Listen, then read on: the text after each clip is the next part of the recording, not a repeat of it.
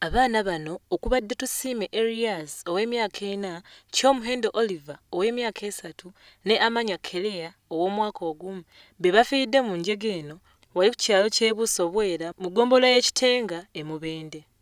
Nnyina w'abaana bano Catherine Nshaba abadde agenze kulima ng'abalese beebase kimuweddeko bw'akomyewo enju yonna n'asanga muyonga.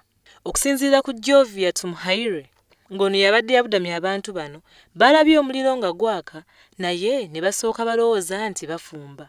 Wabula kyabaweddeko, maama w'abaana bano bwe yazze ng'alaajana nti abaana bonna bajjiridde mu nnyumba. Bano baasoose butakikkiriza nti abaana bano babadde mu nnyumba, wabula okugenda okugezaako okukebera nga baabuwe bonna baafuuse eddabisiiriiza. Ese bali mu kulya ng'amaze obbafumbira n'akwata ekkubo n'agenda mu nnimiro. Teyatugambyeko nti n'abaana mbalesseeyo mubalabirire, talina kye yatugambye, yasirise busirisi n'agenda mu nnimiro. Kati ogenda okukomawo ng'abaana baayidde dda.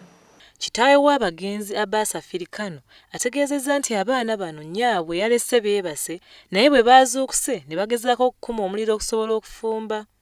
Wabula ekyembi effumbiro liriraanye ennyumba ate nga byonna bya ssubi. Ssaawa nga 5 kati ne bankubira essimu abaana baabwe bonna basatu bafudde.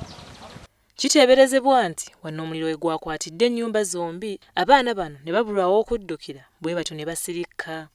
Baasiiridde nnyo kubanga omuliro gwazikidde nga n'okwaka tegukyayaka. Kitaawe w'abagenzi ategeezezza nti abadde akomawo ewaka okufuna ekyemisana kwe kufuna essimu nga bamubikira abaana. Kino sikirabangako kubanga kisoose okulabibwa emyaka gy'emaze ku nsi. Kisoose okulaba nga kino ekikangabwa okufiirwa abaana basatu bwe batyo omulundi gumu. Ekikangabwa ky'amaanyi nnyo mu kitundu kyaffe. Nsaba Mukama Katonda abayambe abawanirire.